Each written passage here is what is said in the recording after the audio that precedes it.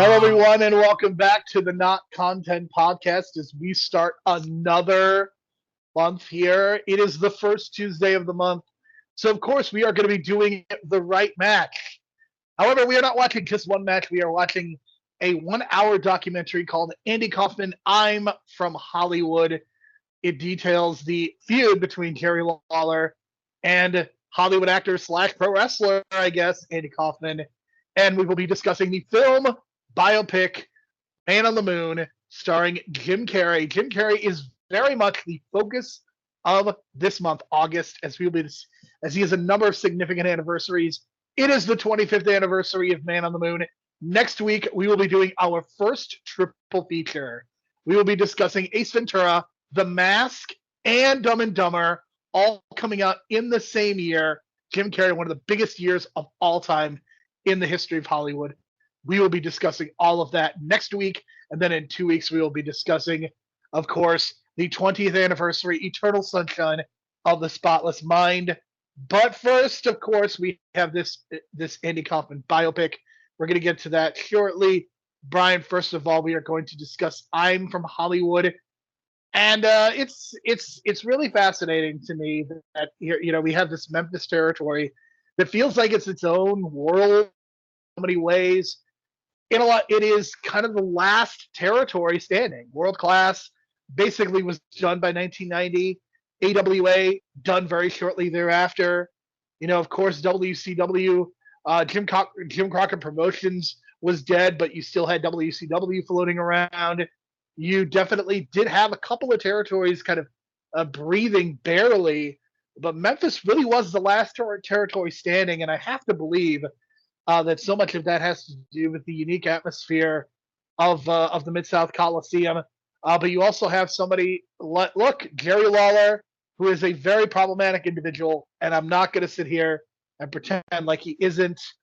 But for the purposes of our conversation, I want to talk about this just within the context of this feud. Think about this. Jerry Lawler was doing a celebrity feud, 2-3 years before Mr. T. He was on David Letterman before, somebody like Hulk Hogan would have been potentially on David Letterman. And it's just wild to me that this took place. I don't want to say it's the first work shoot because I'm sure that there are other examples from the 60s and 70s. But this felt like kind of the first work shoot that kind of hit that national scale because pro wrestling for so long was much more regional. And this hit the mainstream in so many ways. And I think a lot of people feel like, okay, the Lawler pile driver happened, then he went on Letterman, and that was it. But really, Andy Kaufman was in Memphis for like the next year, and like he was doing kind of a boxing thing, and he was heavily associated with Jimmy Hart, and they kind of ran a similar angle as WCW did years later, where Ric Flair, I don't know, you probably remember this, Brian, Ric Flair begging Sting to be his partner, and of course he does the big turn on him. Andy Kaufman does something very similar, where of course he's going to turn on him. But it is a fascinating artifact of the 1980s, and this documentary does a really good job of detailing the feud, but also getting the perspective of some of Andy Kaufman's Taxi co-stars, Mary Lou Henner, Tony Danza, and kind of surprising, Robin Williams. So right off the bat, we gotta let people know that I'm from Hollywood is told in kayfabe, correct? It's not behind the curtain. They treat it as if wrestling's real, and that I don't know if they necessarily treat it as if wrestling is real. I don't know. I kind of go back and forth it seems like Robin Williams is convinced on it. Like because I think Robin Williams is smartened up, right? He's smart enough to be smartened up. Doesn't that seem about right? So he's talking to us. I don't know. It's so weird because Robin Williams is using his serious voice, and I don't know. Like it's really weird that Robin Williams just like isn't joking at all about it. And I don't like that's what is either really suspicious or makes me believe that like his concerns about him wrestling. I mean, I don't know if the injuries were as much of a factor as the fact that it hurt his career. I think that to me, and I think the movie kind of underlines that fact. It's not that Andy Kaufman was getting injured physically. It was more the wear and tear on his career. Because there's always the stereotype about wrestling and how it is very much looked down upon. And I don't know. I mean, look, pro wrestling was not in smoky arenas in the 1980s, contrary to the stereotype that Vince McMahon has presented over the years. But to me, I will say that there is still a lot of discrimination against people involved in wrestling. I think it's something people have made the argument that it hurt Cyndi Lauper's career as well. So I don't know. I don't know. It feels like that either they were not smartened up or they. I think you can make the argument kind of either way. But I don't know. Robin Williams. I mean, the fact that Andy Kaufman is dead, I think also lends an air of sadness to this because we don't know what Andy Kaufman's career really would have been like post wrestling, because by the time he was done with wrestling, like very shortly thereafter, he got cancer and unfortunately passed away. So we don't know what would Andy Kaufman like. Would Andy Kaufman have, would Vince McMahon have been like, I'm going to bring Andy Kaufman in too and have him do an angle. I'm going to put him with Piper and Orndorff. Like, would that have been something that would have happened? I don't know, but we just don't know what Andy Kaufman post wrestling would have looked like. But I mean, Robin Williams, I would make the argument that Robin Williams is kind of saddened just by the fact that his friend was dead and died so prematurely, and the fact that he was kind of one of his peers and somebody that he and Andy Kaufman and Robin Williams had hit sitcoms kind of at the same time and were kind of breakout stars at the same time. And Robin Williams would go on to have an unbelievable career before his own kind of tragic passing. And Andy Kaufman really never hit the heights that Robin Williams did. But Andy Kaufman still was very notable and still, even though he passed away so early, still got a biopic 16 years later. Yeah, it's really weird because the way I see it, it feels like in '83 they were shitting on Andy Kaufman for doing wrestling. Yet 2 years later, they got Hogan on SNL hosting the thing before WrestleMania with Mr. T. So all of a sudden, this switch happened, and I feel like Andy Kaufman got like shafted because maybe it was a comedy thing, and Mr. T's this action TV star, and that's a different perspective on a wide audience, which makes sense, right? They see Mr. T as an action star. That makes more sense that he's a wrestler than Andy Kaufman.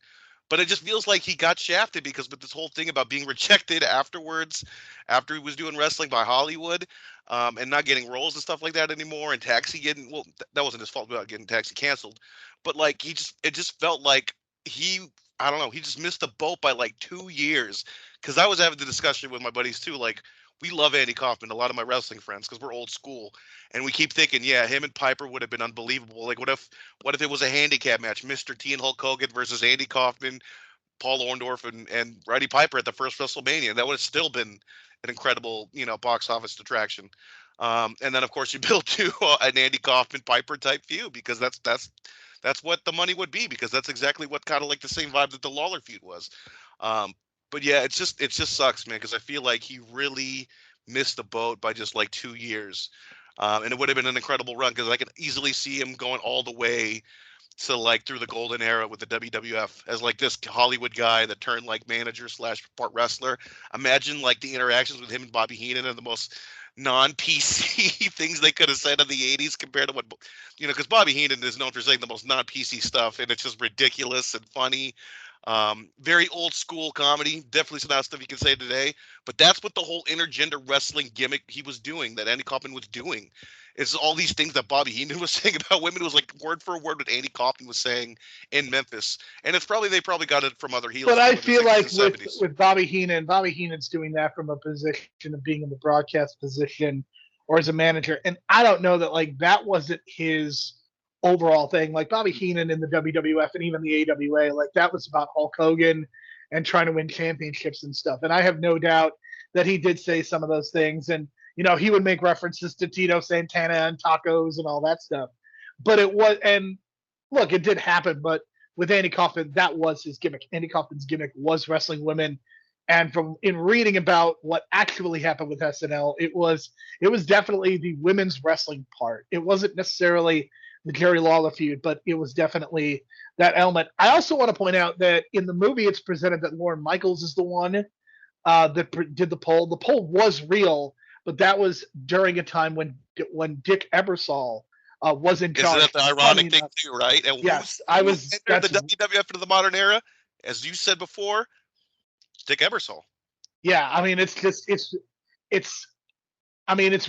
much revisionist history, and it's unfortunate because again, Dick Ebersol, the irony that he is the one that was kind of in charge of keeping SNL afloat, and while he was in charge of SNL, arguably one of the biggest stars coming out of that show, Eddie Murphy, kind of made his name in the Ebersol years, and then he would definitely help bring WWF production into the modern era for that time. And you think about Dick Ebersol and what the NBA, how he changed the NBA in the 1990s as well. I mean, Dick Ebersol is a really important figure in the history of both sports and entertainment. But I digress in thinking about just Andy Kaufman and Jerry Lawler. It was so well executed because Andy Kaufman's not a wrestler, but the way that he was able to talk and the way that he was able to cut pro wrestling promos, I mean, it's really impressive. Like, there are a lot of actors who come into the world of wrestling and they just can't do it. And it's vice versa, too. There are so many wrestlers that try acting. I mean, Hulk Hogan is a terrible, terrible actor. And there's a lot of wrestlers. I mean, Steve Austin and The Rock, I don't think are the best actors. I mean, honestly, I look at Batista as one of the few people that I feel like has evolved from wrestler into being an actual actor. Like, when I see Batista, I don't think that is a wrestler as actor. He's an actor, much more so. And, that certainly took a while, and he has certainly put in the work of being an actor. But with Andy Kaufman, it's such a natural thing. Like, you can watch him as Latka.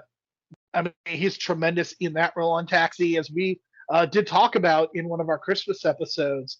But he's also really good just cutting these anti-Memphis promos and talking about the soap and the toilet paper and, kind of touching on some very, maybe stereotypical things about the South, but presenting it because he is from Hollywood. And I mean, that's the kind of gimmick that works even in 1982 and 1983. Well, if you remember, I think Deborah, she went to the WWF as the beauty pageant gimmick, was doing the same thing. And I felt like, I don't know, because it was almost word for word with the soap stuff. And I feel like Missy Hyatt did it too. Because I feel like she did the same gimmick, and I think Tammy Sitch did the same gimmick. It's kind of this thing in the South where you get the Hollywood blonde come in, the pretty blonde woman coming in telling you how to work or how to live your life as a real woman kind of thing, and like how you're dirty from the South.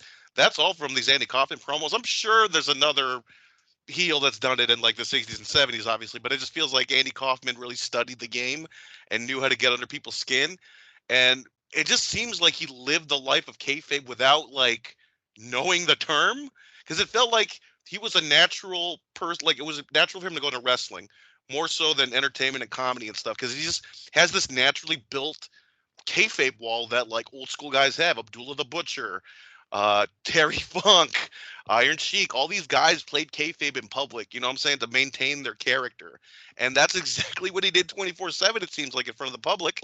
And he even went as far as to get his partner to do, Bob Zamuda, to dress up as Tony Clifton from time to time. So it's like this constant world of kayfabe that he was living in was perfect for wrestling, because that's what wrestling is. So it was this kind of this perfect marriage. And I felt like maybe in a different universe, maybe Andy Kaufman should have just went to wrestling straight ahead and be like a Jim Cornette or like a Jimmy Hart, where they just started the business young, but they're not, full-time wrestlers, obviously, but they're the heel manager that draws the heat. And, people don't give a lot of credit to Jimmy Hart as well. Like, he was kind of like the manager for Andy Kaufman around this time and being his partner off and on and getting his stablemates to wrestle Jerry Lawler. But he was kind of like a draw to himself, because no matter what heels would come in, they would always face Jerry Lawler, but the one constant was Jimmy Hart just yapping his mouth, gaining all the heat, and he was the one that everyone wanted to get beat up or rip his clothes off or whatever. So I think a lot of credit needs to go to Jimmy Hart as well around this time, because I felt like if you kind of look at the history of Memphis wrestling, and I don't have the total comprehension of it, like I've seen clips here and there, and then I've seen timeline stuff online, but it just seems like around this time before he went to the WWF, Jimmy Hart was crucial and drawing a lot of heat, and him and Andy Kaufman around this time was like the perfect combination for that. I can only imagine if they reunited in WWF and Andy Kaufman was in the Danny Davis role or something like that. That would have been incredible. And then you have like that WrestleMania 3 match instead of Danny Davis, it's Andy Kaufman.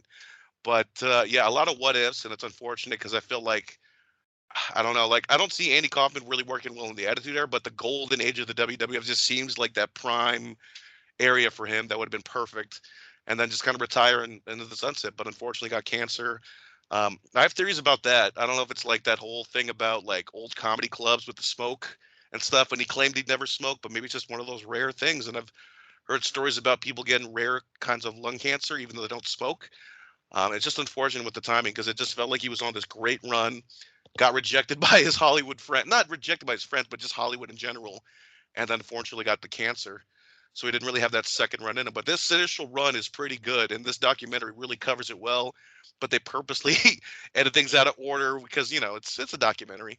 But yeah, I found the DVD listing online. There's an original DVD listing that someone released. I don't know who actually owns the footage, but it's pretty much the comprehensive timeline of Andy Kaufman versus Jerry Lawler. There's a couple more matches than they showed in the documentary, and it actually goes to 2 years, not 1 year, the way it kind of seems in this, but it's actually That's crazy that they did this for 2 years. Well, if you think about it, he probably wasn't on TV every week, which would have been right. Of course, like he wasn't. So he wasn't every 3 weeks, and then you do one Andy Kaufman match a month. I think that makes sense. While Jerry Lawler's off having feuds like Rick Rude and King Kong Bundy, and Jerry Lawler was also the person that lost and won that title like 30 times or something.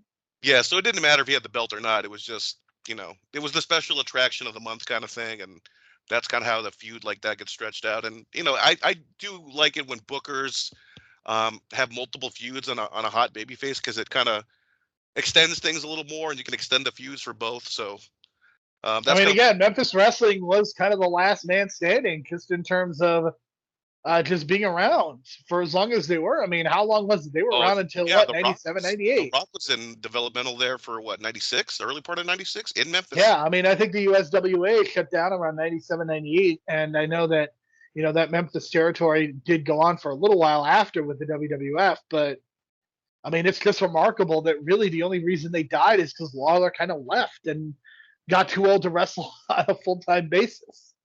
Pretty much, and they kind of knew it too, but at the same time, at least it gave like guys like The Rock some time to get tuned up before the prime time, so to speak. But that's kind of Steve Austin and Jeff Jarrett, also Mick Foley. Yeah, when Jeff Jarrett was like kind of on this in between leaving the company, he did have some shots there because they were using Memphis too to like get stuff or get wrestlers back on track from injuries, kind of thing. And that was kind of like the place to do it. Vince McMahon's first heel run was in Memphis. Which is something we'll obviously talk about in another podcast because I think that's a very fascinating subject. Bret Hart wrestled as a heel in Memphis against Jerry Lawler, so he was like doing the reverse of what happened in '97. Which makes it all the more like this Memphis is like its own world kind of thing, and maybe it was Bizarro World before Bizarro World, but I don't know. But it just seems like Memphis is this grand place of wrestling, and they call it like the wrestling capital of the world in the Man on the Moon movie, which I guess in '82 it was kind of. In terms of like the best drawing local attraction, probably was Las Drawing 8,000 to 10,000 people in that facility. I mean, that is nothing. They were probably drawing more than Crockett at the time because they didn't have Dusty wasn't in Crockett booking at the time, and they were kind of like floating around. And then of course Vince had not took over WWF at the time, so that seems about right, I would say. I mean, it's right at that transitional point. I mean, Vince was kind of slowly taking over by 1982. I don't know. Probably like World Class is like number 2, maybe. But if you want to compare it, obviously the quality World Class smokes them. So I mean, that's the thing is that those early '80s, as much as people want to talk about the golden era of the WWF, I mean, you look at 3 to 4 years prior, and you're talking about just great wrestling happening all over the United States and around the world too. But we digress. I think we've discussed I'm from Hollywood. Very much recommended. It is on YouTube. Just search for it. Getting a DVD copy is probably going to be pretty difficult, but It's only an let's hour or talk. two, by the way. It's a fast Yeah, watch. it's very watchable. Let's talk about Man on the Moon. Had you seen Man on the Moon before this?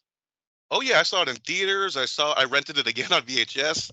I don't think I watched the DVD, but after about 2 or 3 viewings, I was kind of like done with like the movie because I remember this movie a lot in my head. Like I remember a lot of these scenes in my head for some reason. I guess it's just because this movie stands out a lot when I watched it as a kid, and I'm a big fan of Andy Kaufman.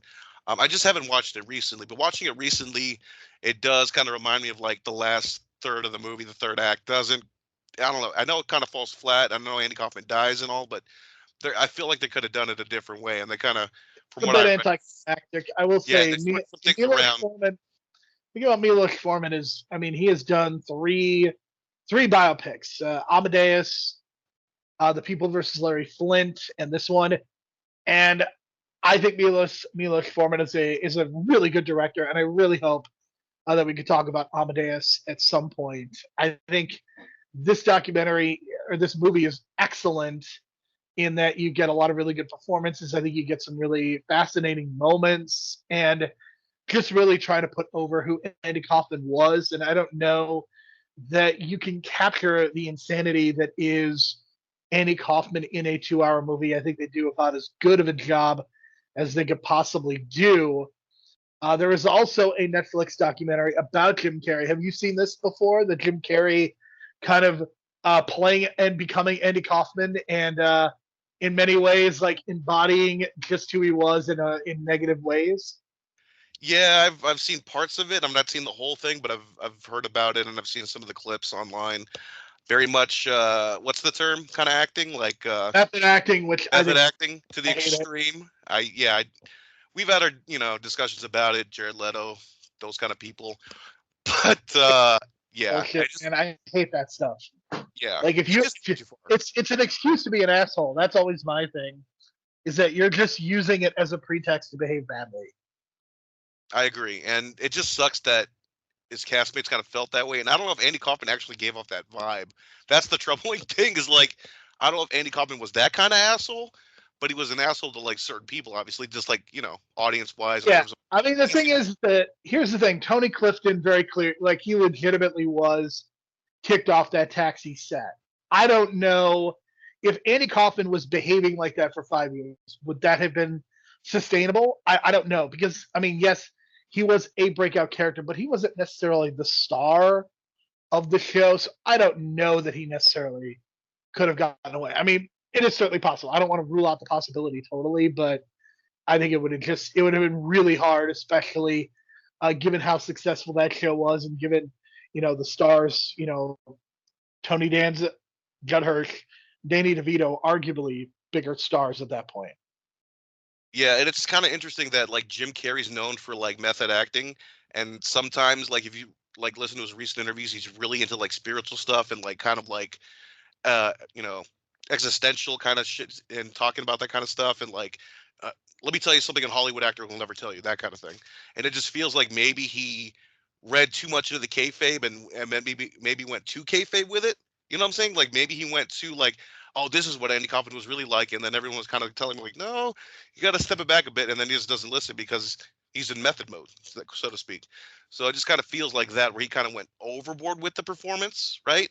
Even though it's the closest thing you're going to get to an Andy Kaufman like realistic performance. Well, and I think we may be able to put this in bigger context next week, but I think that coming off of a run of successful comedies, and somebody like Jim Carrey has to know that what he's able to do has a limited shelf life in terms of the comedic world. So then he transitions and does the Truman Show, which is probably my favorite Jim Carrey performance, and he did win a Golden Globe for that. He also won a Golden Globe for this performance as well.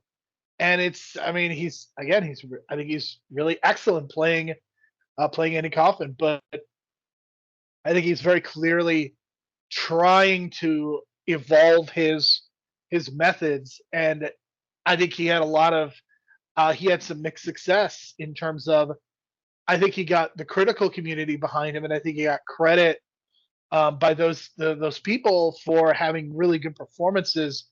But I think the problem is I don't know that those movies were very successful at the box office. I mean, Man on the Moon was not a successful movie in terms of the box office. So it's just really unfortunate that Jim Carrey was somebody who was like trying to evolve, trying to go beyond just like being a comedic actor.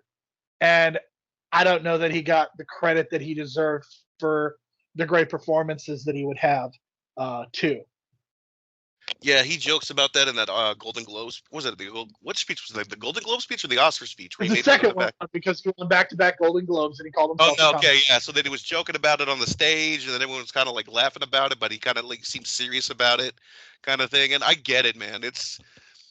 From an artist standpoint, it's kind of like, it feels like the kind of Hollywood is sticking it to you in terms of like not respecting your work because you do comedy. And hopefully we've gotten past that sort of.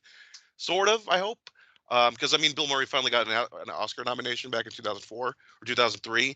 So things like that can happen. It's just a matter of time, I think. And I think maybe timing wasn't right, even though Truman Show is like a classic. It just feels like, man, that was a missed. Like, I don't even know if Liar Liar even helped that too, because I know a lot of people love Liar Liar today, and some people have argued that, like, I've seen arguments that like he should have been nominated for an Oscar for that movie because he was just so like physically involved in that movie, especially the bathroom scene. But I don't know. It just feels like he gets overlooked, and maybe physical comedy gets really overlooked. Ryan, do you realize there is only one actor who was a cast member on Saturday Night Live to win an Academy Award? Can you name that person? We did this recently, and I forgot, and I'm upset. And it's not Eddie Murphy, and it's not Bill Murray. It's Robert Jr. Yes, that's He right. is the only one. As many people who were in the cast of In Living Color have won an Oscar as SNL, and I think that about says it all. Jimmy Fox, of course, winning in 2005 for the movie Ray. It's a rough go. It's incredible to me that, and again, I mean, you look across the board. There's been some really good performances from people in the SNL cast, and they've never won, and it sucks. And And we're again, going to Jim talk Carrey, about In Living Color next week, because I think In Living Color was crucial to the yes, 1994 Jim Carrey absolutely. run. So Oh, we'll talk absolutely. about that next week. And I don't know how people feel. I've had mixed responses from my friends, and like I have a wide variety of friends, like 20s to 30s to 40s, and I would say like 60-40 is like they prefer In Living Color than SNL. So I don't know what that says. Maybe it's a cultural thing. Maybe SNL's kind of lowered their stock in the last 20 years, and In Living Color's become this cult hit that people remember from the 90s, I and they mean, never the thing got is the that five In seasons. Living Color gives people the warm and fuzzies because it doesn't air new episodes, so you get to maintain the nostalgia of the greatness of certain skits and whatnot. I'm sure In Living Color had some bad episodes too. In Living Color was also not live. I think that also helps its case because they got to videotape and edit the shows, whereas SNL, of course, is live every week, and that is a big challenge. And I don't know necessarily that it's even worth being live at this point, but that's kind of what they've done. I do have to say, in terms of this movie, again, I do love the Jim Carrey performance. I think Danny DeVito playing his manager does a good job, and of course, we also have Paul Giamatti as well. And what is so fascinating to me about Paul Giamatti is like he kind of plays the hapless sad sack in so many movies. So to see him in this role where he's kind of a comedic foil is a bit refreshing, and I very much appreciated kind of what he brought to this movie as well. And look, people, Courtney Love is certainly a much discussed figure in the music world in Hollywood. I think she's kind of an underrated actor. She's really good in The People vs. Larry Flint. I think she's really good in that movie. I think she's good. She just doesn't get a lot to do. Yeah, I think she's really good too, and I kind of like her more as an actor than her actual music, which I think a lot of people would agree with me on. It's not like a controversial thing to say that, but um, she is kind of underrated in this. I felt like when you cast Courtney Love, you expect her to kind of do something like over the top and crazy, like the rock star persona. But in this case, it was dialed down and just normal and regular. And Like, I think that scene where Andy reveals that he's dying at that table scene, and everyone's like, "Come on, you're bullshitting me," and then she goes to the bathroom. I felt like that was like a real moment. You could kind of tell in her face that she was about to break down. So that was really good from her. I think she can really get in touch with her emotions, and probably, based on her real life tragedies with Kurt Cobain, could kind of channel that. So, taking, I don't know, I wouldn't say taking advantage of that, but like an actor that, uses their past tragedies and dramas like this, they usually pull the scenes off well because they kind of use that real trauma, and I kind of felt like that was kind of a little bit there. So that was like a credit to her, and like I like the wrestling scenes and the Memphis scenes. It seemed really authentic with her. In terms of the casting, I was really surprised, even when I was a kid, that they cast the actual actors from the 70s, and it's the 90s. You can tell they've aged 20 years, but they just kind of go with it. I thought that was Brian, really interesting. I am going to strongly disagree that Mary Lou Henner looks like she aged 20 years.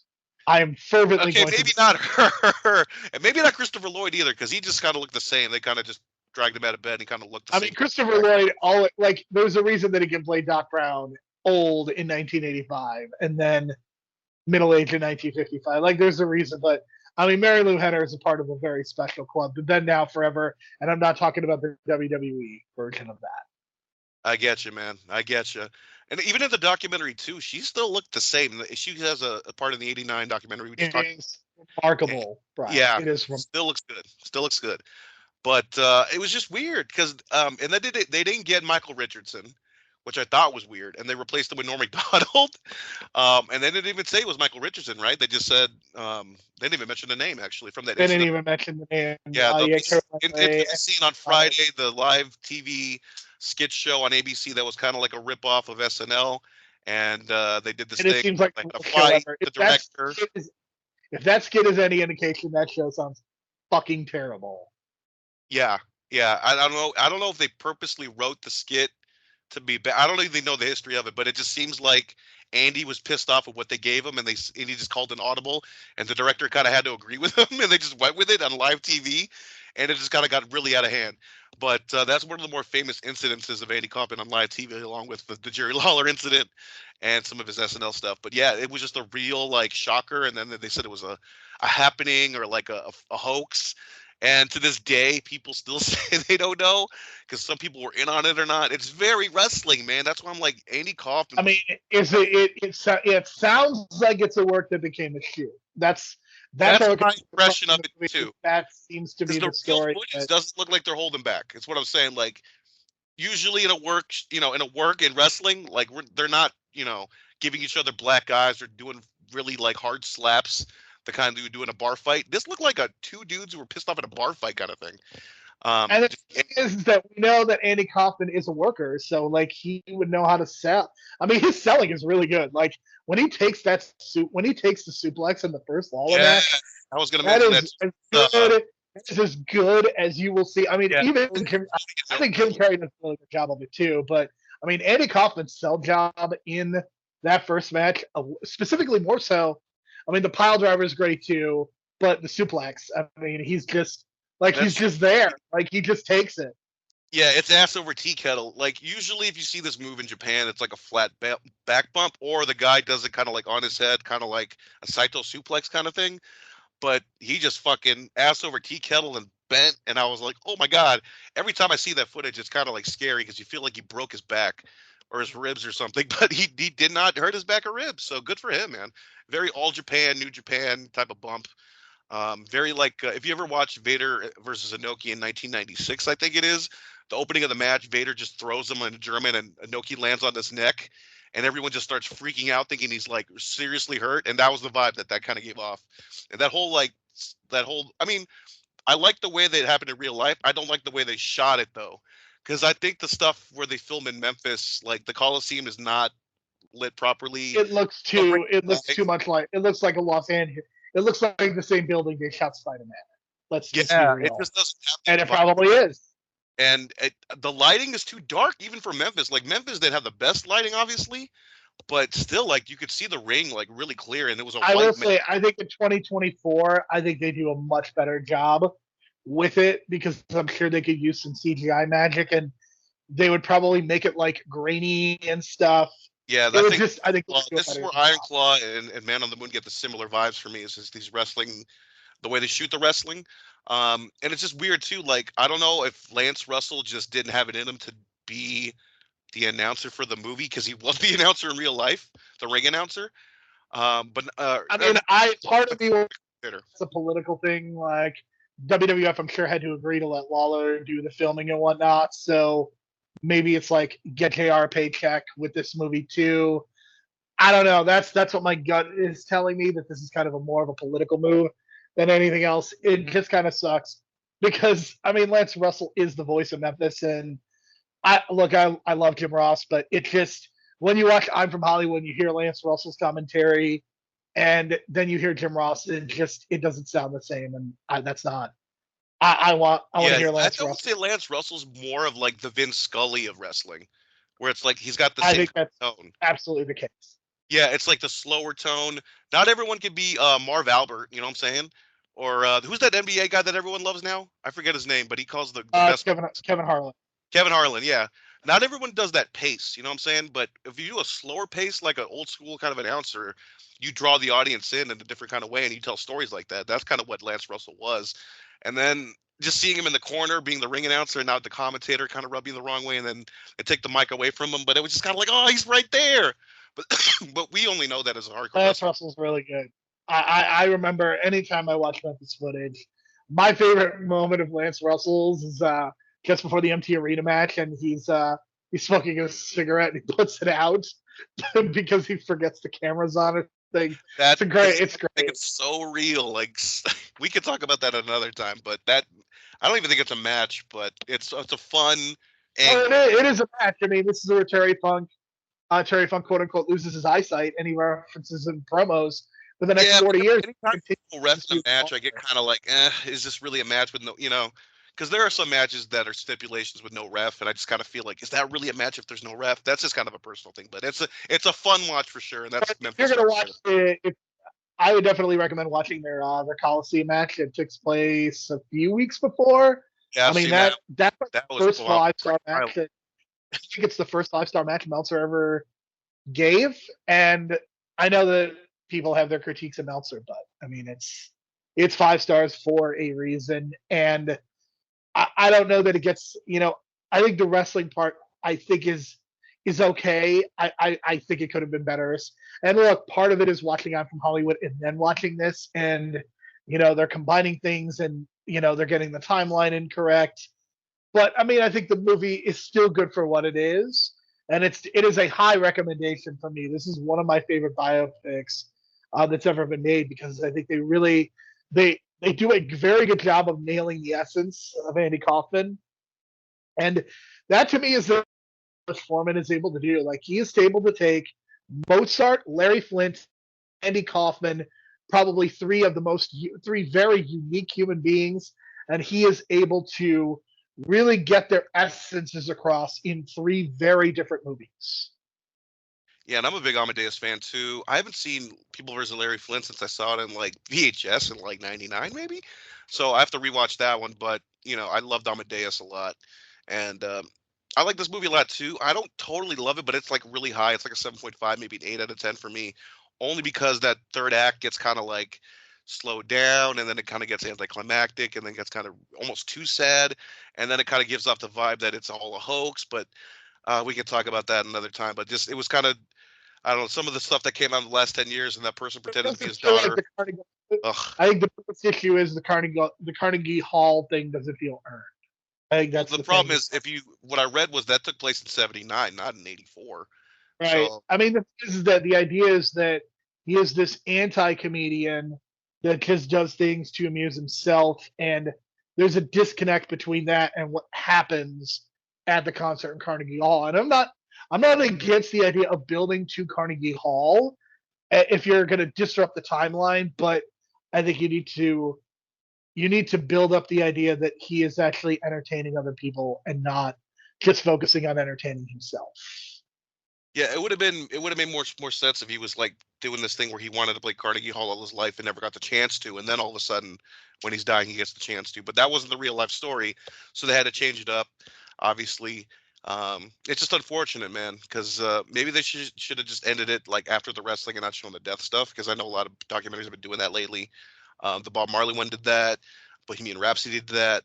Depending on how you like your biopics, sometimes you don't want to see your idols die, and I understand that. So I don't know if you want to, if it's I mean, it would be a good idea or not. I don't know, but I always kind of picture this movie that if it just ended after maybe the wrestling stuff or whatever, it would have been on a higher note. But because I wanted more focus on the Hollywood stuff too. Like I felt like they brushed over that. It felt like the Taxi stuff was like really quick when it was like a 3-year thing, and because I mean the fact that he got a lot of like play and like they gave into a lot of his demands. I mean the fact that he only got half he got booked for half the shows on Taxi, not the full season. He specifically said I only want to be on half the seasons of Taxi, and got his wish. So not a lot of people can pull that kind of card. But he just had the right amount of talent at the right time, and that's what the network wanted. And Latka's become this like classic TV character now. So it all kind of comes together with history, I guess. But like I said, if he was born at a different, not necessarily a different time, but just have a different path in life, I think wrestling would have been more suited for him, and I think he would have been even more, I don't know, memorable maybe, because I don't know, it just seems like the comedy stuff wasn't necessarily for him, even though that's what he was doing, making people laugh. But he just seems more suited for wrestling. For sure. And I think it is worth noting, you think about Andy Kaufman. I mean, we are never going to see another Andy Kaufman as long as we live, I don't think. I would say that Nathan Fielder captures a lot of similar energy, but even though he does things like he's not doing funny accents and stuff. But to me, I mean, Nathan Fielder is the closest thing that we have to an Andy Kaufman in terms of is this a work or is this a shoot? How far is he going? I mean, I think he is the closest one that's doing that. So if you're looking for like who is kind of the Andy Kaufman successor, it's probably Nathan Fielder. Yeah, I guess I would agree with that. Maybe Joaquin Phoenix in the 2000s when he did that rap gimmick, and he did told maybe like one or two people that it was a complete joke, and then he went on like Letterman doing the same thing and just was like totally out of it. Maybe Letterman's just drawn to these weird like things about these weird characters that want to be like kind of kayfabe to themselves, and then just put them on the camera. Because I remember that, and then everyone was like, "What the hell's going on with Joaquin Pranks?" And then he just turned out he was just pranking everyone for 2 years. So, and then the fact that he gained the weight too for that whole thing about that documentary that he was making was just ridiculous. But that's Joaquin Phoenix, man. So, also want to shout out the writers of the movie as well. Scott Alexander and Larry Zuski. Sorry if I botched the name, but they're a writing They're duo. excellent. Yeah, they wrote Ed Wood, so that's a really great script. Probably one of the better. They wrote Ed Wood. They wrote People versus Larry Flint. They also wrote Problem Child 1 and 2.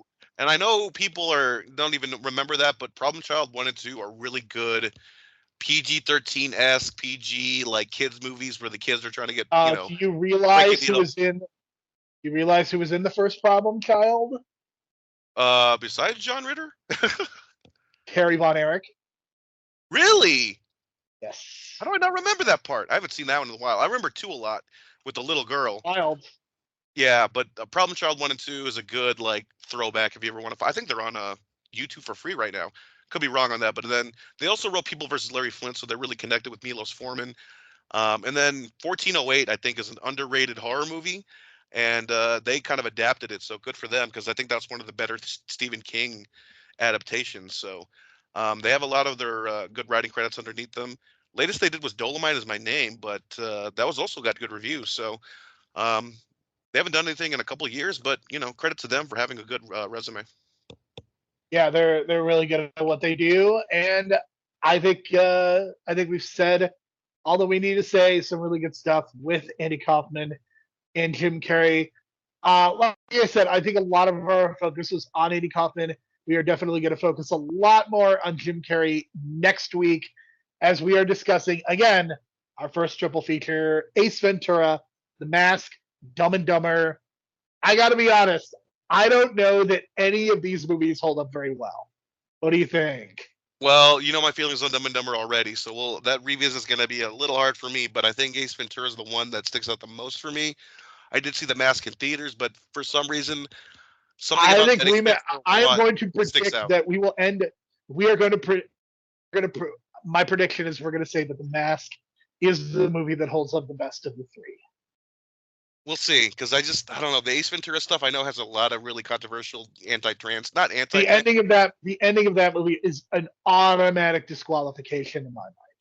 but the shark scene is just so fucking good as a kid, considering that. I mean, Like, again, there's still some really good stuff, but that yeah, ending we can just talk about that. I disqualifies. was a Jaws fan as a kid, scared of sharks, and when I saw that scene, I got frightened. But then it turned into comedy really quick, and I just felt like that scene helped me get over some of my fears of sharks. If that makes sense, I don't know.